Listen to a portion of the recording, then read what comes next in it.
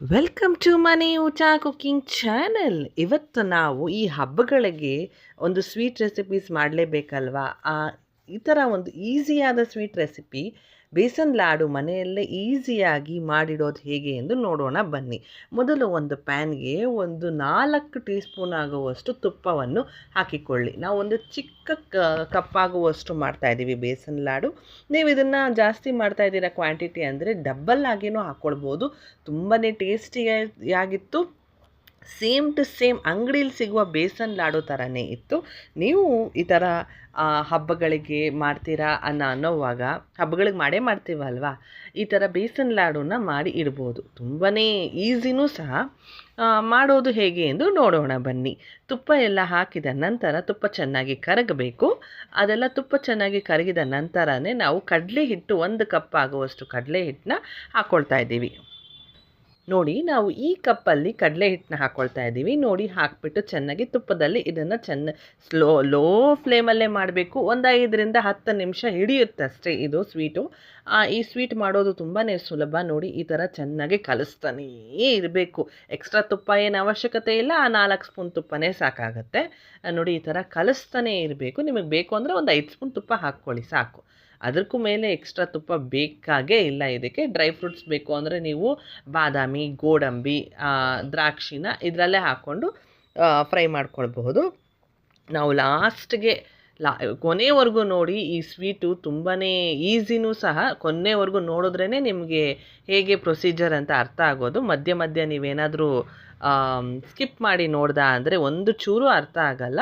So ಕೊನೆವರೆಗೂ ನೋಡಿ ಈ ಥರ ಚೆನ್ನಾಗಿ ಮಿಕ್ಸ್ ಆಗಬೇಕು. ಮಿಕ್ಸ್ ಮಾಡ್ತಾನೇ ಇರಬೇಕು. ಮಧ್ಯೆ ಕೈ ಬಿಡಲೇಬಾರ್ದು ಜಾಸ್ತಿ. ಇದಕ್ಕೆ ಚೆನ್ನಾಗಿ ಮಿಕ್ಸ್ ಮಾಡ್ತಾನೇ ಇರಬೇಕು. ನೋಡಿ, ಈ ಥರ ಇರುವ ಹಿಟ್ಟು ಯಾವ ಥರ ಆಗುತ್ತೆ ಅಂದರೆ ಸೇಮ್ ಪೇಸ್ಟ್ ಥರ ಆಗುತ್ತೆ. ನೋಡಿ, ಈ ಥರ. ಇದಕ್ಕೆ ಸಕ್ಕರೆ ಪುಡಿ ಮಾಡ್ಕೊಳ್ಬೇಕು. ಸಕ್ಕರೆ ಪುಡಿ ಮಾಡ್ಕೊಳ್ಳೋವಾಗ ನಿಮ್ಗೆ ಎಷ್ಟು ಬೇಕೋ ಅಷ್ಟು ಸಕ್ಕರೆನ ಹಾಕ್ಕೊಂಡು ಒಂದೇ ಒಂದು ಚೂರು ಒಂದೇ ಒಂದು ಏಲಕ್ಕಿನ ಹಾಕ್ಕೊಂಡು ತರ್ತರೆ ಅಲ್ಲ, ಪುಡಿಯಾಗಿ ಮಿಕ್ಸಿ ಜಾರಲ್ಲಿ ಹಾಕಿಬಿಟ್ಟು ಪೌಡ್ರ್ ಮಾಡಿ ಇಟ್ಕೊಳ್ಳಿ ಸಕ್ಕರೆ ಪುಡಿನ. ನೀವು ಇದಕ್ಕೆ ಮೇನು ಬೂರಾ ಸಕ್ಕರೆನೂ ಹಾಕ್ಕೊಳ್ಬೋದು. ಬೂರಾ ಸಕ್ಕರೆ ಇಲ್ದಿರೋದ್ರಿಂದ ಸಕ್ಕರೆ ಪುಡಿನೂ ಸಹ ಯೂಸ್ ಮಾಡ್ಕೊಳ್ಬಹುದು. ಟೇಸ್ಟು ಚೆನ್ನಾಗೇ ಇರುತ್ತೆ. ಏನು ಅಷ್ಟೊಂದೇನು ಡಿಫ್ರೆನ್ಸ್ ಏನು ಇರೋದಿಲ್ಲ.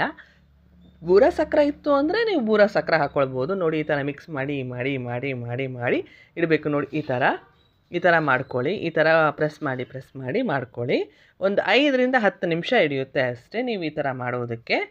ಇದನ್ನು ಯಾವುದೇ ಕಾರಣಕ್ಕೂ ಹೈ ಫ್ಲೇಮಲ್ಲಿ ಇಡಬೇಡಿ. ಲೋ ಫ್ಲೇಮಲ್ಲೇ ಇಡಬೇಕು, ಸಿಮ್ಮಲ್ಲೇ ಇಡಬೇಕು.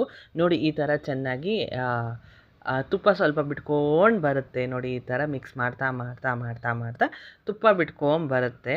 ನಿಮಗೆ ಗೊತ್ತಾಗುತ್ತೆ. ಅದು ಸ್ವಲ್ಪ ಪೇಸ್ಟ್ ರೀತಿ ಆದ ತಕ್ಷಣ ನೀವು ಸಕ್ಕರೆನ ಹಾಕ್ಕೊಳ್ಬೋದು, ಇಲ್ಲ ಬೂರಾ ಸಕ್ಕರೆನ ಹಾಕ್ಕೊಳ್ಬೋದು. ಪುಡಿ ಮಾಡಿಟ್ಕೊಂಡಿರ್ತೀವಲ್ವ ಸಕ್ಕರೆ ಮತ್ತು ಏಲಕ್ಕಿನ, ಅದನ್ನು ಹಾಕಿಬಿಟ್ಟು ಒಂದು 1/4 ಕಪ್ ಸಕ್ಕರೆ ಯೂಸ್ ಮಾಡ್ಕೊಳ್ತಾ ಇದ್ದೀವಿ ಅಷ್ಟೇ. ಹಾಕ್ಕೊಂಬಿಟ್ಟು ಚೆನ್ನಾಗಿ ಈ ಥರ ಮಿಕ್ಸ್ ಮಾಡ್ಕೊಳ್ಬೇಕು. 1 ಕಪ್ ನಿಮಗೆ ಸಾಲಲ್ಲ ಅಂದರೆ ನೀವು ಜಾಸ್ತಿನೂ ಸಹ ಮಾಡ್ಕೊಳ್ಬಹುದು. ಫಸ್ಟ್ ಒಂದು ಸತಿ 1 ಕಪ್ಪಲ್ಲಿ ಟ್ರೈ ಮಾಡಿ ನೋಡಿ. ನಿಮ್ಗೆ ಇಷ್ಟ ಆಯಿತು ಅಂದರೆ ಇಷ್ಟ ಆಗೇ ಆಗುತ್ತೆ. ನೀವು ಜಾಸ್ತಿ ಮಾಡ್ಕೊಳ್ಬಹುದು. ಹಬ್ಬಗಳಿಗೆಲ್ಲ ಜಾಸ್ತಿ ಮಾಡ್ಕೊಳ್ಬಹುದು. ನೋಡಿ, ಈ ಥರ ಚೆನ್ನಾಗಿ ಮಿಕ್ಸ್ ಮಾಡಿ. ತುಪ್ಪನೂ ಸಹ ಜಾಸ್ತಿ ಬಳಸಲ್ಲ ಇದಕ್ಕೆ. ಇದನ್ನು ಆಫ್ ಮಾಡಿಬಿಟ್ಟು ಒಂದು ಪ್ಲೇಟಿಗೆ ಈ ಥರ ಟ್ರಾನ್ಸ್ಫರ್ ಮಾಡಿಬಿಟ್ಟು ಸ್ವಲ್ಪ ಉಗುರು ಬೆಚ್ಚಗೆ ಆರಿದ ನಂತರ, ಸ್ವಲ್ಪ ಉಗುರು ಬೆಚ್ಚಗಿದ್ರೆ ಸಾಕು ಬಿಸಿ, ಈ ಥರ ರೌಂಡ್ ಮಾಡಿಬಿಟ್ಟು ಮಧ್ಯಕ್ಕೆ ಒಂದೇ ಒಂದು ಗೋಡಂಬಿ ಪೀಸು ಆ ಥರ ಇಟ್ಕೊಂಡ ಅಂದರೆ ನೋಡೋಕ್ಕೂ ಸಹ ಚೆನ್ನಾಗಿರುತ್ತೆ, ತಿನ್ನೋಕ್ಕೂ ಸಹ ಇಷ್ಟ ಆಗುತ್ತೆ. ಅದಕ್ಕೆ ಮಧ್ಯಕ್ಕೆ ಹಾಕ್ಕೊಳ್ತಾ ಇದ್ದೀವಿ. ನಿಮಗೇನಾದರೂ ಬಾಯಿಗೆ ಸಿಗಬೇಕು ಅಂತ ಇದ್ದರೆ ನೀವು ಚೆನ್ನಾಗಿ ಫ್ರೈ ಮಾಡ್ತಾ ಇರ್ತೀರಲ್ವ ಕಡಲೆ ಹಿಟ್ಟು ಮತ್ತು ತುಪ್ಪ ಹಾಕಿಬಿಟ್ಟು, ಆವಾಗಲೇ ನೀವು ಬಾದಾಮಿ, ಗೋಡಂಬಿನೆಲ್ಲ ಸಣ್ಣಕ್ಕೆ ಹೆಚ್ಚಿಬಿಟ್ಟು ಹಾಕ್ಕೊಳ್ಬೋದು. ನಾವು ಸುಮ್ಮನೆ ಈ ಥರ ಡೆಕೋರೇಷನ್ಗೆ ಮೇಲೆ ಮಾತ್ರ ಇಟ್ಕೊಳ್ತಾ ಇದ್ದೀವಿ. ನೋಡಿದ್ರಲ್ವ, ಇಷ್ಟು ಸಿಂಪಲ್ಲಾಗಿ ಬೇಸನ್ ಲಾಡುನ ಮನೆಯಲ್ಲಿ ಯಾವಾಗ ನಮಗೆ ತಿನ್ನಬೇಕು ಅನಿಸುತ್ತೋ ಈ ಥರ ಮಾಡ್ಕೊಂಡು ತಿನ್ನಬಹುದು. ಇದೇ ಥರ ಸಿಂಪಲ್ ಆ್ಯಂಡ್ ಈಸಿ ರೆಸಿಪೀಸ್ಗಾಗಿ ನಮ್ಮ ಚಾನಲ್ನ ಸಬ್ಸ್ಕ್ರೈಬ್ ಮಾಡಲು ಮಾತ್ರ ಮರಿಬೇಡಿ.